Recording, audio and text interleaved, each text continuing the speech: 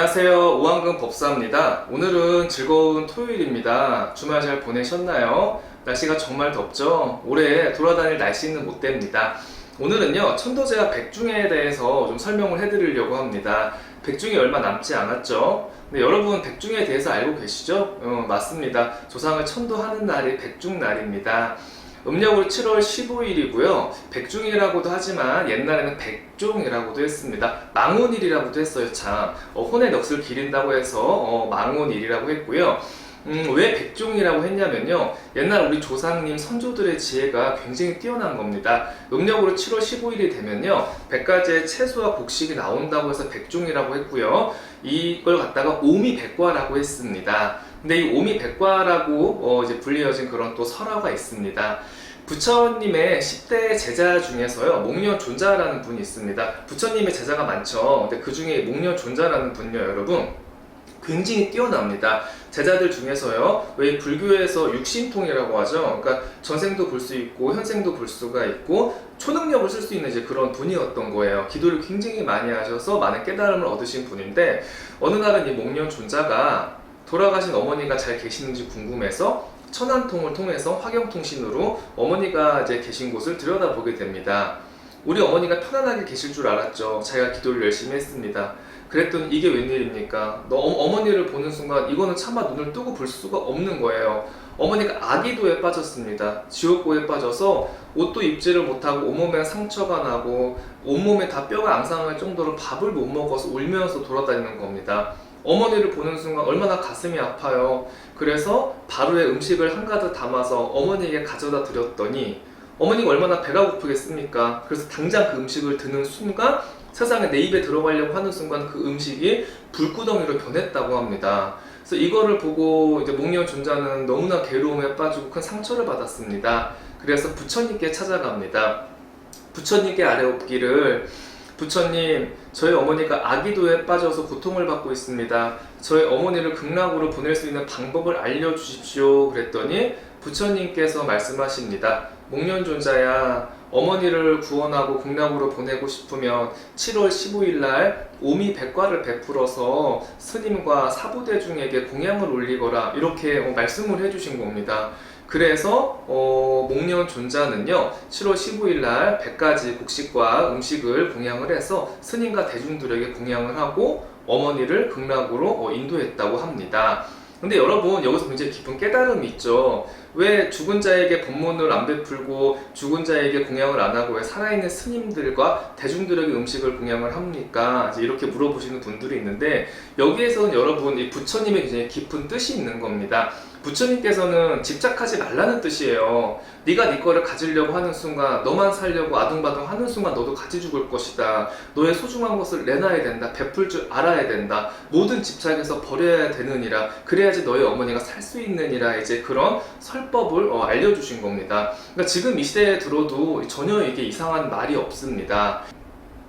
그래서 이 목련존자 얘기를 들으면서 이 오한근 법사도 굉장히 깨닫는 부분이 많았습니다. 저는요, 죽은 자와 산 자의 경계에 서서 죽은 망자의 한을 풀어주고요, 살아있는 자, 남아있는 분들에게는 살아갈 수 있는 힘과 용기를 주는 그런 직업을 갖고 있습니다.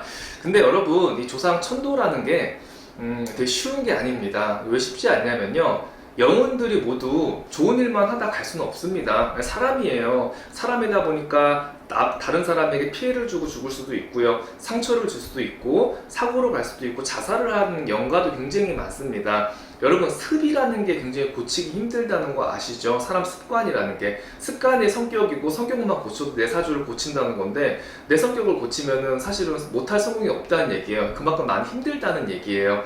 근데 영가도 마찬가지입니다. 법문을 베풀고요, 축원을 해서 영가의 마음을 알아주고, 축원을 해서 영혼이 잘못한 점을 반성하게끔 해서 깨닫게 해서 천상으로 높은 곳으로 올려보내서 자손에게 좋은 기운을 이렇게 줄 수 있게끔까지 만드는 작업을 오한근 법사가 하는 건데, 이 사람들은 돈만 있으면은 다 이 천도가 되는 줄 안다고 착각을 합니다.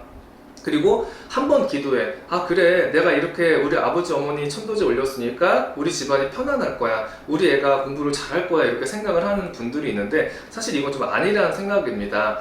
한 많은 조상일수록요, 시간도 필요하고요, 기도도 더 많이 필요하고요. 천도도 더 많이 필요합니다. 한 번 기도에 모든 업장을 씻을 것 같으면요, 사실은 뭐 안 할 사람이 없겠죠. 근데 오한근 법사가 직접 영가의 세계를 들여다 봤을 때는요, 많은 기도가 그만큼 필요한 게 조상의 천도입니다. 그리고 한인하는 지방 같은 경우는요, 제가 천도제를 지내고 와서는 거의 이틀 3일 동안 굉장히 몸이 아픈 경우도 있어요. 왜냐하면 거의 진을 다 빼고 이제 가는 경우기 때문에 어찌 보면은 제 직업이라는 게 저의 명을 갖다가 나눠줌으로써 그 집안의 한을 풀어주고 운기를 갖다 풀어주는 직업이거든요. 부모나 가족이 돌아가시고 나면요, 모든 게 다 끝이라고 생각을 하는 분들이 있습니다. 하지만 아까 제가 목련존자 어머니에 대해서 얘기를 했던 것처럼 돌아가신 우리 어머니가 지옥고에 빠져서 고통을 호소할 수도 있고요. 그리고 중음천에 빠져서 내가 한이 이렇게 많으니 자손에게 억울함을 호소하고 있을 수도 있습니다. 그렇기 때문에 내가 자꾸 마음에 걸리는 그런 가족이나 영가가 있다면요, 지장기도를 올려주십시오. 그리고 오늘 제가 백중에 대해서 또 왜 얘기를 하냐면, 코로나 때문에 절에 못 가는 분들이 많습니다. 법사님 절에 못 가는데 어떻게 하죠? 백중날 집에 살 수 있는 게 없을까요? 제가 이런 질문을 되게 많이 받았어요. 여러분, 기도라는 건요, 어려운 게 아닙니다. 앉은 자리가 절이고 앉은 자리가 명당이고 앉은 자리가 여러분 기도터예요. 그러니까 기도를 어렵게 생각을 하지 마시고요. 다른 날은 기도를 안 해도 어쨌든 백중날은 극락문이 열리고 조상을 천도할 수 있는 길이는 맞습니다. 그러니까 집에 앉으셔서 지장고사를 정근 많이 하십시오. 그 다음에 영가님 이름 불러주면서요, 지장기도 하면서 극락왕생 하시라고 편안하게 계시라고 그렇게 얘기를 하면요, 그 가피가 영가한테 전달이 될 수밖에 없습니다. 저는요, 굉장히 많은 사람을 상담을 하죠. 근데 참 왜 인간의 삶을 보면서 왜 우린 이것밖에 안 될까 하는 그런 회의감이 들 때가 많습니다. 왜냐면요, 많은 재산을 받았어요. 이분이 부모님께 유산을 물려받았고 어머니의 헌신적인 사랑으로 굉장히 잘 성공할 수 있었습니다. 어머니의 그리움이 사실은 너무 컸지만 이 사람은 저에게 찾아와서 어머니를 위로하기보다는 어머니가 물려주신 재산을 어떻게 하면 더 크게 불릴 수 있을까요, 법사님? 지금 사는 아파트 값이 오를까요? 우리 아들이 스카이에 갈 수 있을까요? 이런 정말로 세속적인 질문만 하는 것을 보고 좀 회의감이 들었습니다. 왜 회의감이 들었냐? 어머니는 가지 못해서 아들이 보고 싶어서 저렇게 울고 있는데 어찌 아들은 저렇게 처리 없이 자신의 욕망만 채우려고 할까 하는 생각에 좀 그런 답답함이 들었습니다. 그래서 이 아드님에게 어머니를 위로해드리는 게 좋고 천도제를 올리고 싶지 않으면 가까운 절에 가서 부모님 위패를 모셔드리고 지장기도라도 올려주시면 어머니가 극락으로 가겠습니다. 제가 이렇게 전달했지만 이렇게 얘기를 하는 것도 사실은 그 사람은 받아들이지 않았습니다. 옛날에 우리 어머니들 사실 얼마나 고생 많았어요. 지금이야 뭐 식당에서도 일을 할 수 있고 돈 벌 때가 많은데 옛날에는 정말 돈을 벌고 싶어도 벌 수 있는 곳이 없었습니다.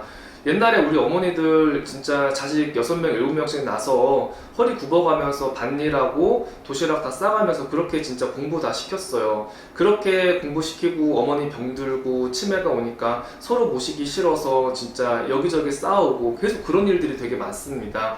그러니까 이런 걸 보면서 부모는 자식에게 내 살을 떼어서라도 줄 수 있는 마음을 가지고 있는데 왜 우리들 자식은 부모님한테 왜 이렇게 헌신적이지 못할까? 막상 돌아가시고 나면은 울고불고 가슴 아프다고 통곡은 하는데 시간이 지나고 나면은 내 자식 일에 급급해서 내가 먹고 사는 일이 급급해서 내 남편 일에 급급해서 왜 우리만 알고 왜 나만 생각을 하는 존재가 될까 하는 생각에 우리 자식들은 정말 이기적인 존재구나 라는 사실은 그런 좀 생각을 했습니다. 그래서 제가 이 얘기를 왜 해드리냐면은 백중날은 죽은 조상을 위해서 천도를 하는 날이기도 하지만 여러분 지금 우리 부모님이 살아계시고 내 남편이 살아있고 우리 아이들이 건강하게 있잖아요.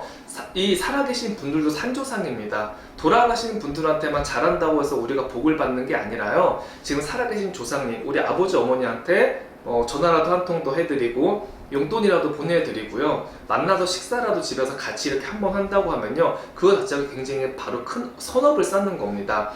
제가 좋아하는 말 중에서요, 주역에서요, 적선지가 필류 역영이라는 말이 있습니다. 그 얘기가 뭐냐면요, 선을 쌓으면요 그 선이 돌아오고 복을 지으면요 그게 내 자식 때까지 내려간다는 그런 뜻입니다. 그러니까 내가 우리 조상한테 잘하면요 내 자식한테까지 그 복을 발복받을 수가 있고요, 우리 부모한테 잘하면요 내 자식이 그걸 봐서 나한테까지 굉장히 효도를 할 수 있다는 그런 뜻입니다.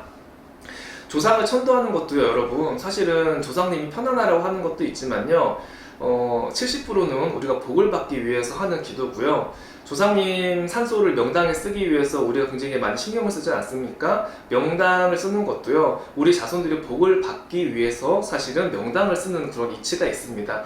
이제 이런 거를 이제는 제가 느끼면서 우리 사람이라는 거, 우리 자식이라는 건 정말 이기적인 존재구나, 이제 그런 생각을 했습니다. 하지만 조상님이 누워 계신 자리가 편안하고요, 천도가 잘 되고요, 조상님을 위해서 기도를 열심히 한 집안은요, 가정이 편안해지고 그 집안은 반드시 좋은 일이 있습니다. 사람이 구사일생이라는 게 있죠, 여러분. 어떤 사람은 사고가 났는데 별거 아닌 일에 그냥 사람이 죽은 사람이 있고, 차가 폐차가 될 정도로 큰 사고가 났는데 어떤 사람은 그냥 털끝 하나 다치지 않고 살아서 나오는 경우가 있습니다. 왜 얼마 전에 아나운서 박지윤 씨도 차 사고가 났는데 그냥 살아서 왔죠. 너무나 신기하죠. 사람들은 그럽니다. 우연이겠지. 야, 어떻게 그런 일이 있을까? 우연? 여러분, 세상에 우연이라는 건 없습니다. 조상님께서 분명히 선업을 많이 쌓으셨기 때문에 극적인 위기에서 이제 그 사람들을 갖다 살려주시고 도와주셨던 그런 원력이 내렸던 거예요. 그러니까 우리 이 기도, 조상 천도에는요, 정말 내가 극적인 위기에서 어떤 원력을 받을 수가 있고요, 정말 조상님의 그런 가피, 은공을 받을 수 있는 그런 기회가 분명히 나한테 내립니다.